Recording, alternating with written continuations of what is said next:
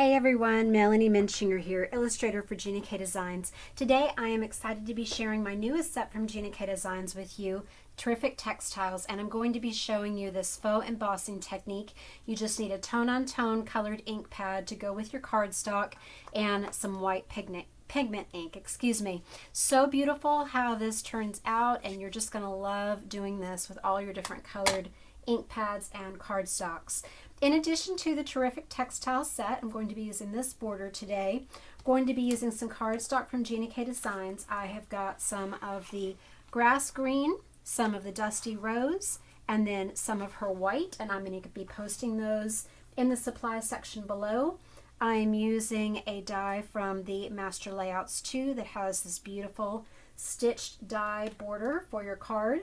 The ink pads, in addition to that white pigment ink, I'm going to be using the Gina K Designs Jet Black Amalgam for the image and then for the greeting.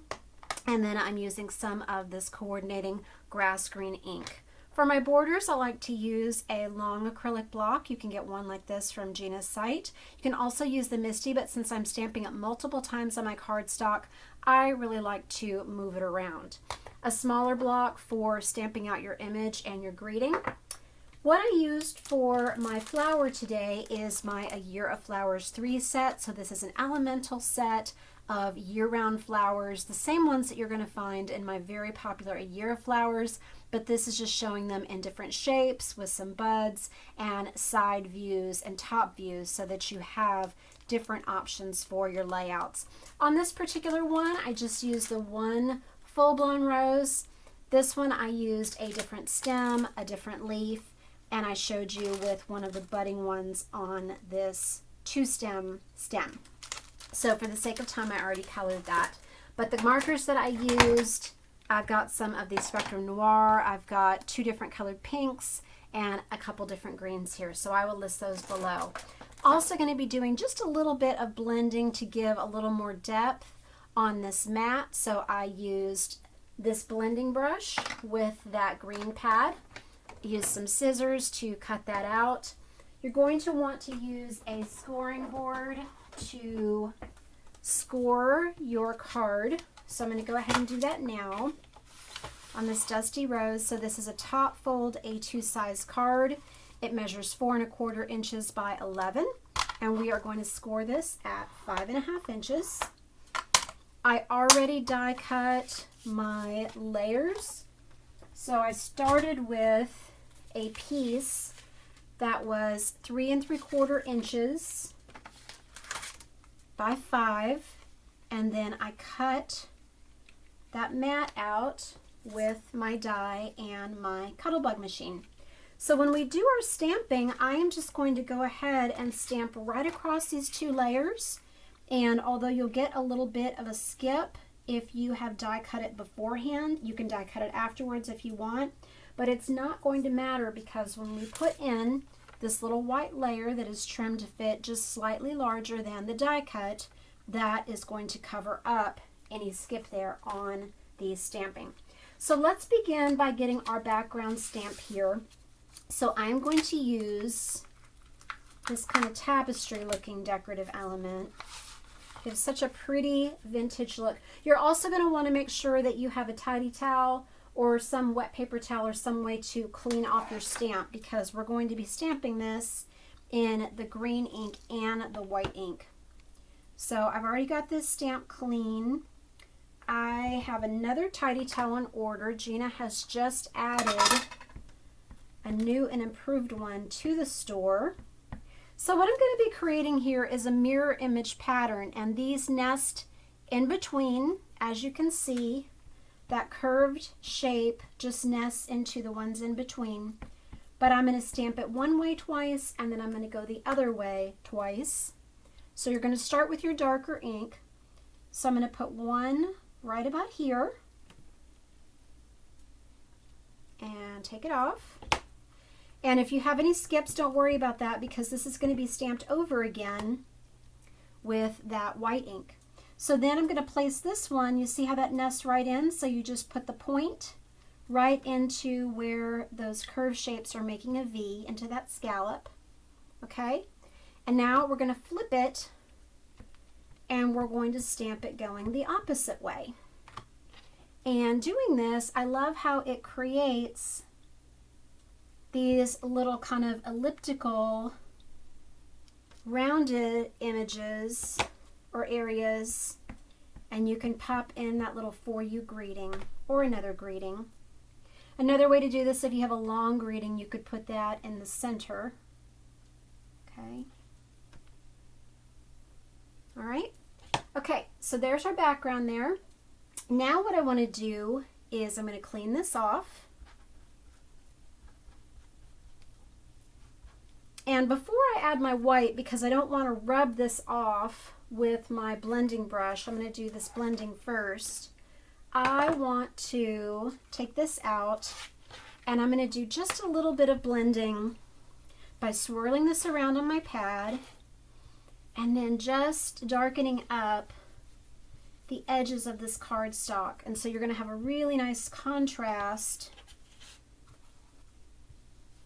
with that white mat that's underneath. And this is just going to give the center of your stamped green mat more of a glow.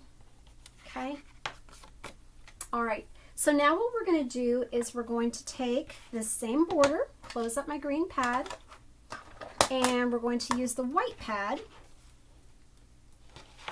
So let me lay this back in here. And I've got this mat underneath, but you can put a piece of just scratch paper to protect your work surface. So the pigment ink is kind of like paint in a pad. And what you're going to do, the way that you create this embossed look, is you're going to go right over it, so line it up so that you don't see it, and then shift it just the tiniest bit so that you're going to have that little reveal, and it's going to look dimensional. So I'm going to go up and to the right just a little bit. Stamp, and then you just want to do that consistently so you see how you're seeing now that edge and it looks dimensional. And so this looks like you have got an embossing folder with this pattern on it and that you have just dry embossed this. So again, I'm going to cover it up, then I'm going to shift just to the right and up and stamp. Okay. And if it's easier for you to line up and you'd rather turn your paper so that you're going like this again, you can do that, but I am just going down. And so because I want the reveal on the same side, now I'm going to go down and to the right so that it's consistent. When you look at it, you're still seeing that side edge in the green. Okay, and one more time. Pretty? Okay. Now I want to take that small block and I'm going to add that little "for you" greeting in there. You could also do, I'm going to do a little hello just so that I have something different. And you might have noticed that I grabbed a different pink for my demo here, so you can tell me in the comments which one you prefer. Okay. And I forgot to show you my adhesives, but I'm going to take, here's some little foam squares here. So what I want to do is I'm going to add, where did my rose go? Here it is. Okay, so I'm going to put this just right on top there.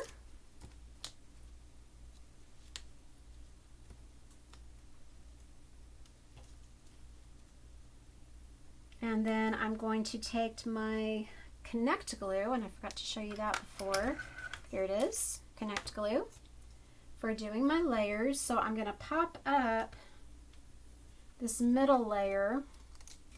But when you have a really thin mat, I usually stick those directly together with the Connect Glue, because if you pop up a really thin layer like that, then it's going to be difficult to see that reveal.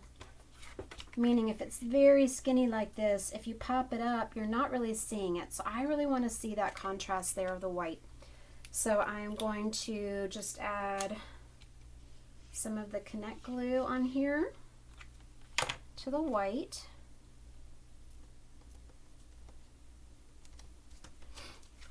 And then I am going to take my mat and center this. I want to make sure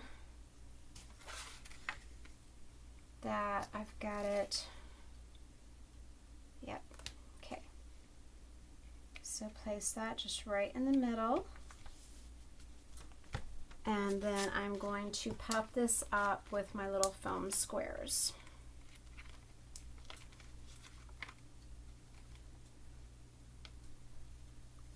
Also, let me know in the comments section. I think the next card I'm going to do with my Terrific Textile set, just based on some comments that I got, people really want to see me doing that pom-pom border. It's so fun because you have a little two-step filler stamp so that you can make the pom-poms all different colors, or so you can add dimension to them. So let me show you these two different cards. But this is just such a fun thing to do. It works with all of your bold stamps. So you could get something really cool looking if you did this same technique with that Greek key here, or another solid stamp. This one right here, you can put this in and that allows you to add different colors. But I hope this gives you lots of ideas for how you can use this faux dry emboss technique on all of your cards and stamp projects. Thank you so much for watching today. I hope you will check out my Terrific Textile set. You can find this now in the What's New section of our Gina K Design store. Thanks so much for watching today. God bless.